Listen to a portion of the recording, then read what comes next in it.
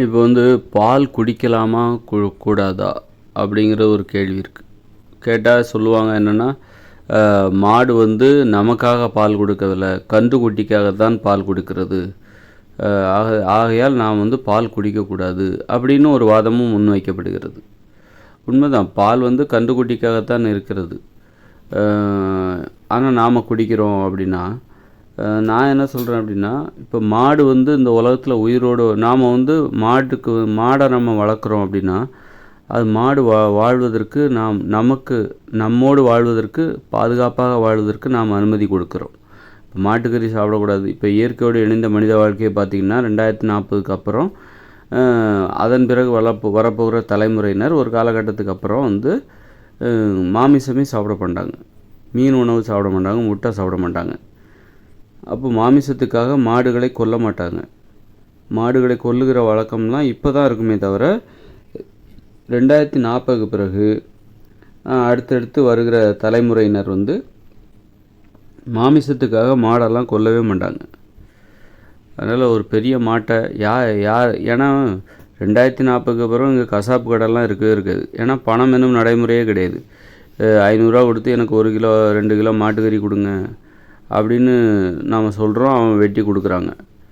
அப்போ கசாப்பு கடை இருக்கிறனால தான் நம்ம பணம் கொடுத்து அதை வாங்கிக்கிறோம். பணம் என்கிற நடைமுறையே 2040க்கு அப்புறம் இயந்திர அறிவியல் உலகம் செயலிழந்துவிடும். அதன் பிறகு பணம் என்னும் நடைமுறையே இங்கே இருக்காது. அப்படி இருக்கும்போது கசாப்பு கடையும் இங்கே இருக்காது.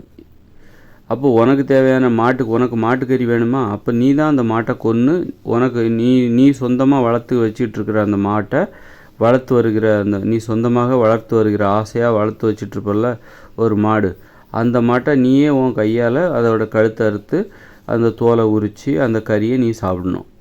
இது வந்து நடக்குமா? நடக்காது. எல்லாராலையும் அது முடியாது. யாராவது தான் வளர்த்த ஒரு மாட்டோட கழுத்தை அறுப்பாங்களா? அறுக்க மாட்டாங்க. அதுவும் மாடுங்கிறது பெரிய உருவம், அதை அறுக்கணுன்னா ஒரு 4 பேர் முன் வரணும். அது மாதிரி 4 பேர் யாரும் அந்த மாதிரி முன் வர மாட்டாங்க. மனித தன்மை உள்ளவர்கள் அது மாதிரி செய்ய மாட்டாங்க. கசாப்பு கடைகள்னா அது அவங்களுக்கு தொழில், அவங்க அதற்காக பயிற்சி பெறுகிறார்கள். அது வந்து தினம் அவர்கள் வந்து அந்த பயிற்சியை பெறுகிறார்கள். அந்த பயிற்சி பெறுவதற்காக அவர்கள் மனிதத்தன்மையை தூக்கி தூர வச்சிடுறாங்க. மனிதத்தன்மையை கழட்டி தூர வச்சுட்டு தான் அந்த வேலையை பார்க்குறாங்க. அவங்களுக்கெல்லாம் மனிதத்தன்மையே இருக்காது. அவங்கெல்லாம் மிருகங்கள்.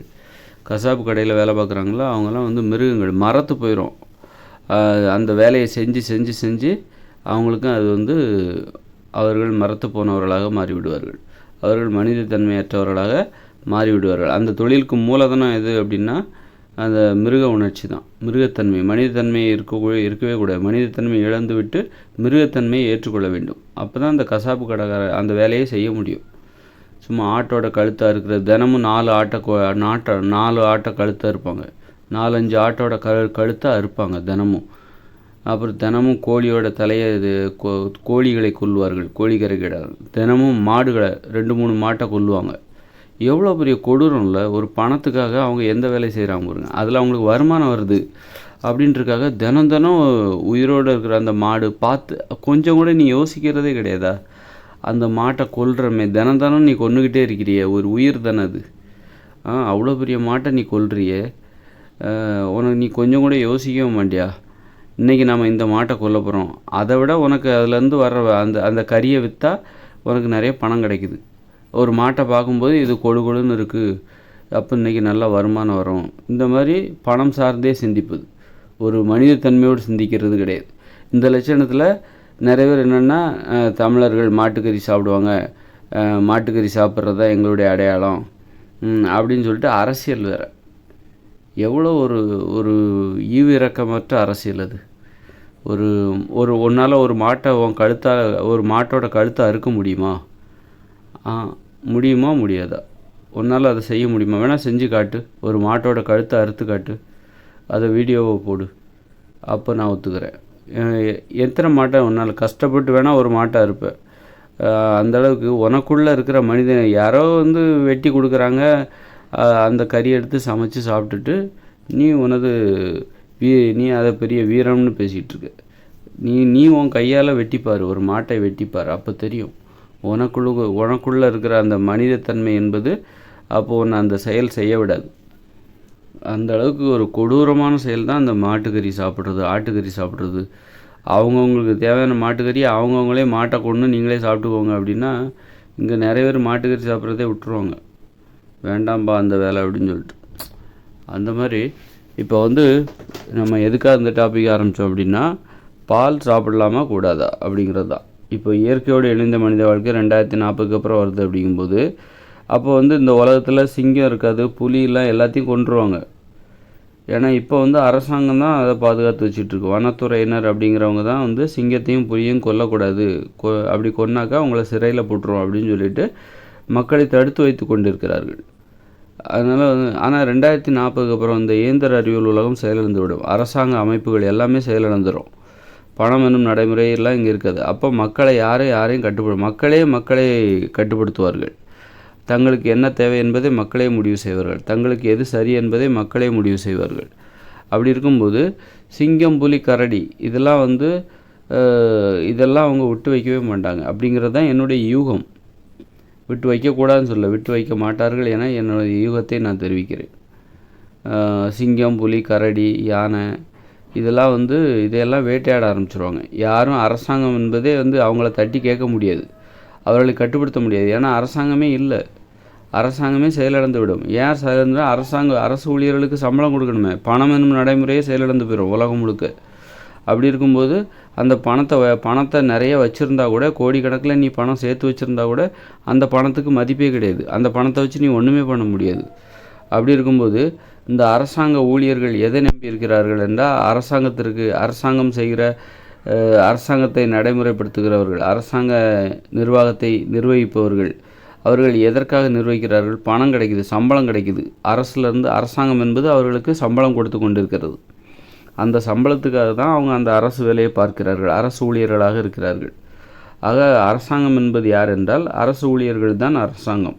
அரசாங்கத்தை நிர்வகிப்பவர்கள் அரசு ஊழியர்கள். அரசு ஊழியர்களுக்கு சம்பளம் கொடுக்குறதுனால தான் அவங்க அந்த வேலையை பார்க்குறாங்க. அப்போது 2040க்கு அப்புறம் இந்த இயந்திர அறிவியல் உலகம் செயலிழக்கும் போது பணம் என்னும் நடைமுறையும் செயலிழந்து போயிடும். பணத்துக்கு மதிப்பே கிடையாது. அப்போ இந்த அரசாங்க ஊழியர்கள்லாம் என்ன பண்ணுவாங்க, அவங்க அப்போ அந்த பணம் சம்பளமாக அவங்களுக்கு எவ்வளோ தான் கொடுத்தாலும் அந்த பணத்தை வச்சு அவங்களால ஒன்றும் பண்ண முடியாது. கொடுக்குறதுக்கு எல்லாருமே என்ன பண்ணுவாங்கனாக்கா, இந்த பணத்துக்கு மதிப்பே இல்லை, சம்பளத்துக்கு மதிப்பே இல்லை அப்படிங்கும்போது எல்லோரும் வந்து உணவு தான் வந்து தவிர்க்க முடியாத தேவை. சாப்பிட்டாகணும். நம்மக்கிட்ட இருக்கிற ட்ரெஸ்ஸை நம்ம 1 வருஷம் 2 வருஷம் கூட போட்டுக்கலாம். ஆனால் நம்ம வந்து தினந்தோறும் சாப்பிட்டாகணும். அதனால் வந்து எல்லோரும் என்ன பண்ணுவாங்க, அரசு ஊழியர்கள்லாம் விவசாய நிலத்தை நோக்கி ஓடுவாங்க, சமவெளியை நோக்கி ஓடுவாங்க.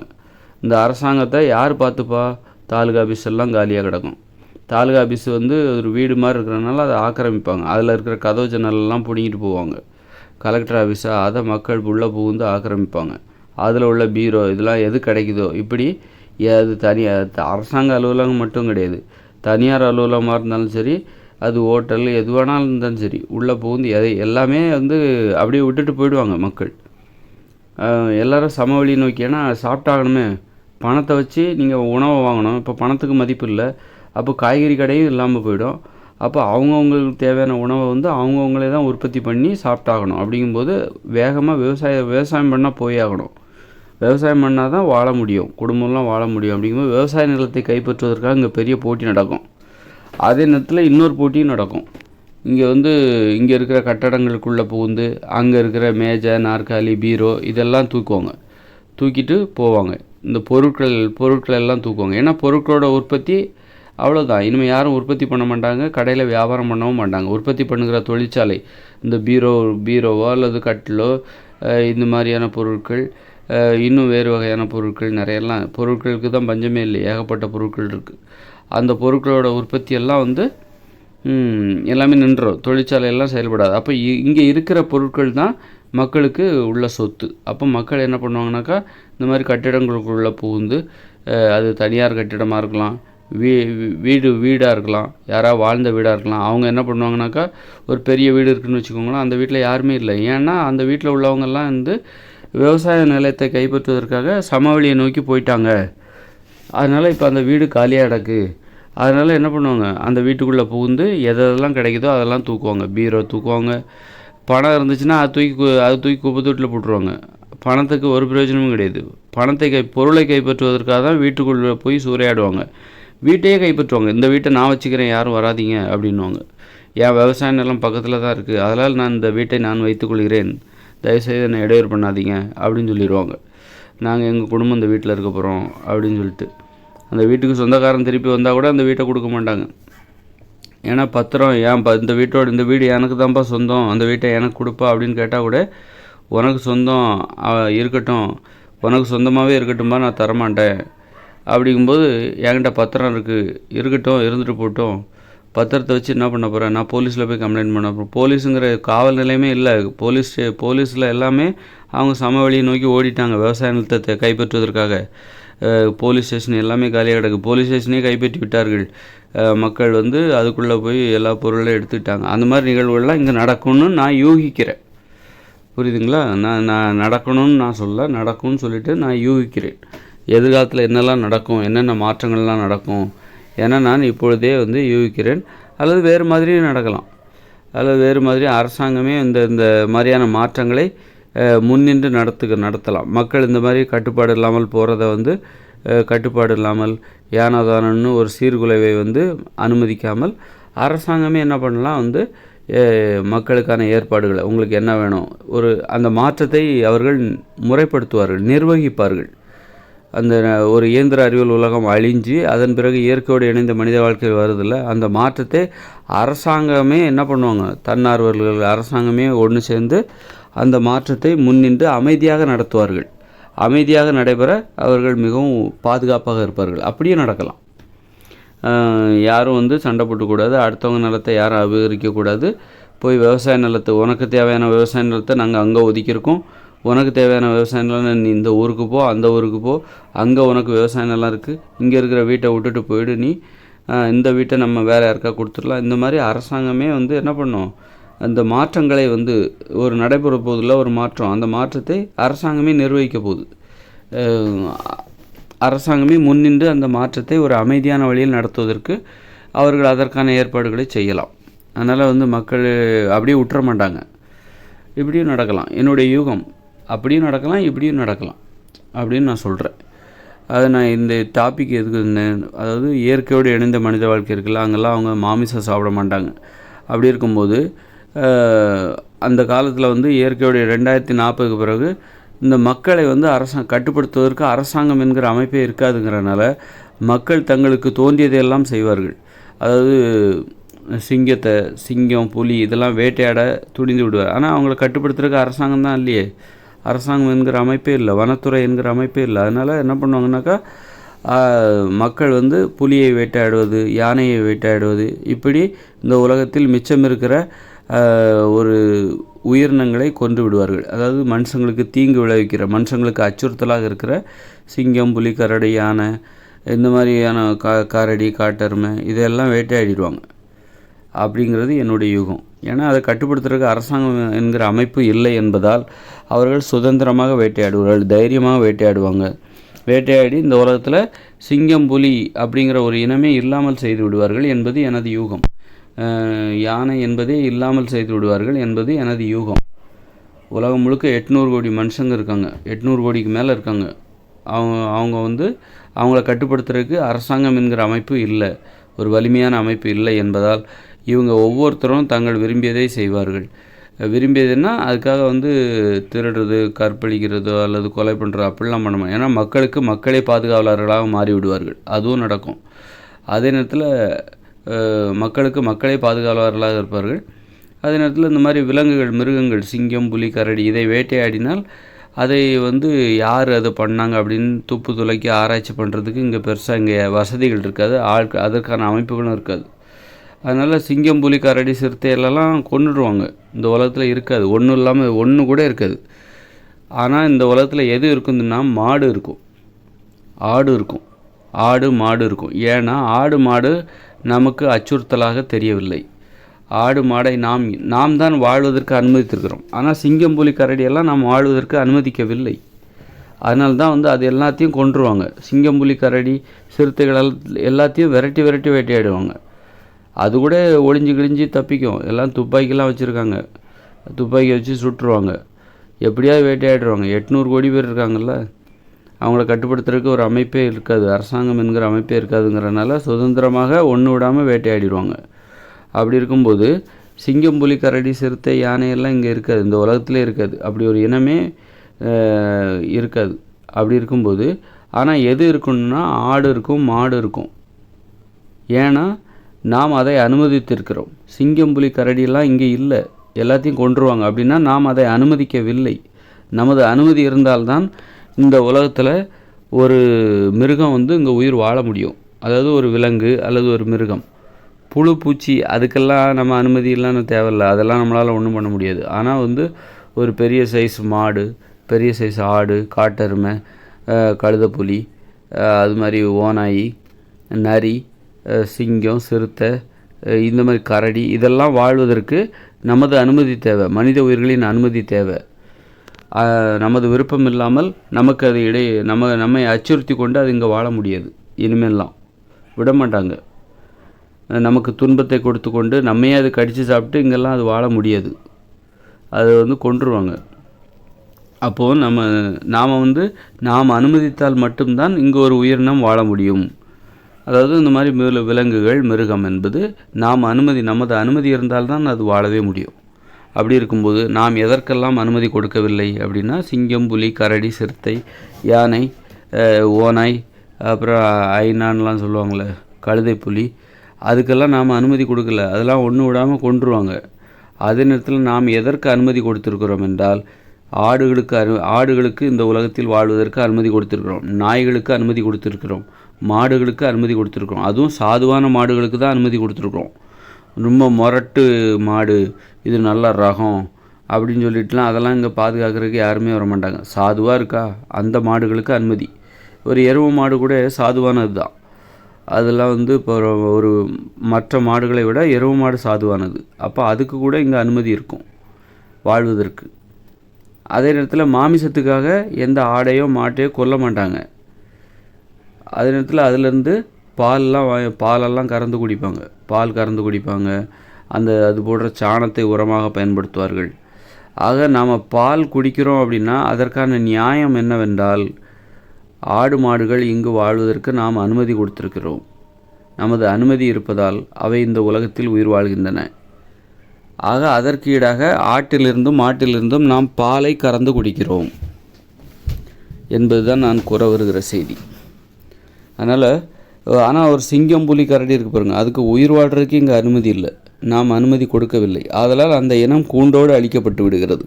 ஆனால் ஆடு, மாடு, அதுவும் சாதுவான ஆடு, சாதுவான மாடு, அது இந்த உலகத்தில் உயிர் வாழும்.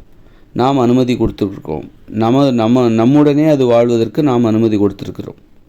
மனுஷங்க கூட அது வாழ்வதற்கு மனுஷங்க அதற்கு அனுமதி கொடுத்துருக்கிறார்கள். அதுக்கு ஆட்டுக்கு, மாட்டுக்கு. அதே நேரத்தில் அதை கொல்ல மாட்டாங்க, இறைச்சிக்காகலாம் அதை வளர்க்க மாட்டாங்க. வெறும் சாணத்துக்காகவும் அது கொடுக்குற பாலுக்காகவும். அந்த பாலை குடிப்பதற்கு நமக்கு ஒரு உரிமை இருக்கிறது. ஒரு மாட்டோட பாலை குடிப்பதற்கு நமக்கு உரிமை இருக்கிறது. எந்த வகையில் என்றால், நாம் அது இந்த உலகத்தில் வாழ்வதற்கு நாம் அனுமதி கொடுத்துருக்கிறோம். அதனால் அதற்கு ஈடாக அந்த மாடு என்ன பண்ணுது, தனது விசுவாசத்தை வெளிப்படுத்தும் விதமாக அந்த பாலை கறந்து கொள்ள நம்மை அனுமதிக்கிறது. நாம் அதிலேருந்து பாலை கறந்துக்கிறோம். நீ அதை அனுமதிக்கிறோ இல்லையோ, நாம் அதோட காம்பிலேருந்து பாலை கறந்து கொள்கிறோம். கறந்து தயிராகவும் மோராகவும் மாற்றி பாலாகவோ குடிக்கிறோம், அல்லது அதை மோராகவும் தயிராகவும் மாற்றி குடிக்கிறோம், நெய் எடுக்கிறோம். ஆக இப்போ புரியுதா ஏன் மாட்டுப்பால்லாம் குடிக்கலான்ட்டு. பிற உயிரினங்களுக்கு இருக்கிற நிலைமை பார்த்திங்களா? ஒரு சிங்கம், புலி, கரடிக்கு இந்த உலகத்தில் உயிர் வாழ்வதற்கு அனுமதி இல்லை. ஆனால் ஆட்டுக்கும் மாட்டுக்கும் நாம் அனுமதி நமது அனுமதி இல்லாமல் இந்த மாதிரி மிருகங்களோ விலங்குகளோ இங்கே உயிர் வாழ முடியாது. அப்படி இருக்கும்போது அந்த மாட்டிலிருந்து நாம் அனுமதி கொடுத்துருக்கிறோம் உயிர் வாழ்வதற்கு, ஆடுகளுக்கும் மாடுகளுக்கும். அப்போ அதற்கு ஈடாக அந்த ஆடுகளிலிருந்தும் பாலை கறந்து குடித்தால் என்ன தப்பு? ஒன்றும் தப்பு இல்லைன்னு நான் சொல்ல வரேன்.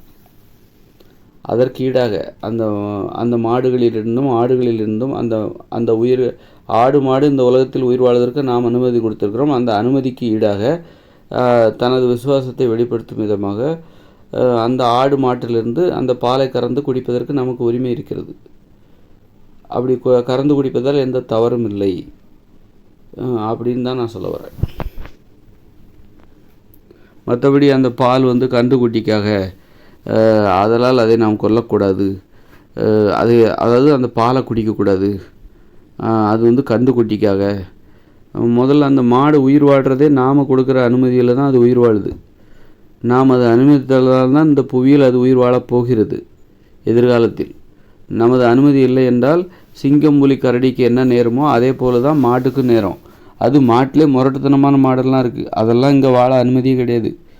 சில முரட்டுத்தனமான மாடெல்லாம் இருக்குல்ல, ஜல்லிக்கட்டுக்காகலாம் வளர்ப்பாங்க, அதெல்லாம் மக்கள் இனிமேல் வளர்க்க மாட்டாங்க. அதெல்லாம் ஆபத்தான மாடுகள் என சொல்லி அதையும் போட்டு தள்ளிடுவாங்க. அப்படிங்கிறது என்னுடைய யூகம். அது மாதிரி காட்டெருமைகள் பார்க்குறக்கு அழகாக இருக்குது, அரிய வகை உயிரினம், அதை பாதுகாக்கணும். அது நம்மளுடைய வேலை கிடையாது. நம்முடைய வேலை நமது வாழ்க்கையை நாம் பார்க்க வேண்டும். அதனால் வந்து எல்லாமே அரிய வகை உயிரினம் தான். அதனால் காட்டெருமையெல்லாம் போட்டு தள்ளிடுவாங்க. ஏன்னா அதெல்லாம் விட்டு வச்சா அது நம்மளை போட்டு தள்ளிடும். ஏன் சிங்கத்தையும் புலியையும் காட்டெருமையும் போட்டு தள்ளுறாங்க, கொல்லுவாங்க அப்படின்னா, அதை கொல்லவில்லை என்றால் அது நம்மை கொண்டு விடும். சிங்கம், புலி, கரடியை கொல்லவில்லை என்றால் இயற்கையோடு இணைந்த மனித வாழ்க்கையில் சிங்கம், புலி, கரடி, சிறுத்தை, ஓநாய், கழுதை, புலி, யானை இவற்றையெல்லாம் நாம் கொல்லவில்லை என்றால் அது நம்மை கொண்டு விடும். ஆக அதற்கு முன்பாக அது அப்படி கொன்ற வரலாறு நிறைய இருக்குது. சிங்கம் கடித்து நிறைய பேர் கொண்டிருக்கு, நிறைய பேர்த்த சாப்பிட்ருக்கு, மனுஷங்க செத்து போயிருக்காங்க, யானை மிதித்து நிறைய பேர் செத்து போயிருக்காங்க. அதனால் தெரியும், கண்டிப்பாக சந்தேகத்திற்கு இடம் இல்லாமல் அதையெல்லாம் நாம் பரிதாபப்பட்டு இங்கே வாழ அனுமதித்தால் அவை நம்மை கொண்டுவிடும். நம்மை பார்த்து அவை பரிதாபப்படாது, அவை நம்மை வந்து கொண்டுவிடும். அதனால் அவைகளை கொல்வதற்கு நமக்கு நியாயம் இருக்கிறது, காரணம் இருக்கிறது. காட்டெருமையை உயிரோடு விட்டால் அது நம்மை முட்டியே சாகடித்து விடும். யானையை உயிரோடு விட்டால் அது நம்மை பிதிக்கியே சாகடித்து விடும், பிதித்து சாகடித்து விடும். ஆதலால் இந்த அச்சத்தின் காரணமாக மனுஷங்க வந்து எதிர்காலத்தில் இந்த யானையையும், புலியையும், கரடியையும், சிறுத்தையும், சிங்கத்தையும் கொன்று விடுவார்கள் என்பது எனது யூகம். மற்றபடி நான் கொல்லணும்னு சொல்லிட்டு எங்கேயும் பிரச்சாரம் பண்ணல, எனது யூகத்தை தான் தெரிவிக்கிறேன். ஆனால் ஆடு மாடு இந்த உலகத்தில் உயிர் வாழும். அவை வாழ்வதற்கு நாம் அனுமதி கொடு. அதுவும் சாதுவான ஆடு, சாதுவான மாடு. செம்மறி ஆடுலாம் சாதுவானது தான். செம்மறி ஆடு, எருமை மாடு, அது மாதிரி மாடெல்லாம் சாதுவானது. அப்போ அதுவெல்லாம் வாழ்வதற்கு இங்கே அனுமதி. நமக்கு துன்பம் தராத அனைத்து உயிரினங்களும் இந்த உலகத்தில் உயிர் வாழும். நமக்கு இடையூறு தராத, நம்மை அச்சுறுத்தாத உயிரினங்கள் அனைத்தும் இந்த உலகத்தில் உயிர் வாழும். மற்ற எல்லாத்தையும் கொன்றுவாங்க மனுஷங்க. அதனால் வந்து நாம் வாழ்வதற்கு, அதாவது ஆடு மாடெல்லாம் வாழ்வதற்கு நாம் அனுமதி கொடுத்துருக்கிறோம். ஆதலால் அந்த ஆடு மாட்டிலிருந்து பாலை கறந்து குடிப்பதற்கு நமக்கு உரிமை இருக்கிறது.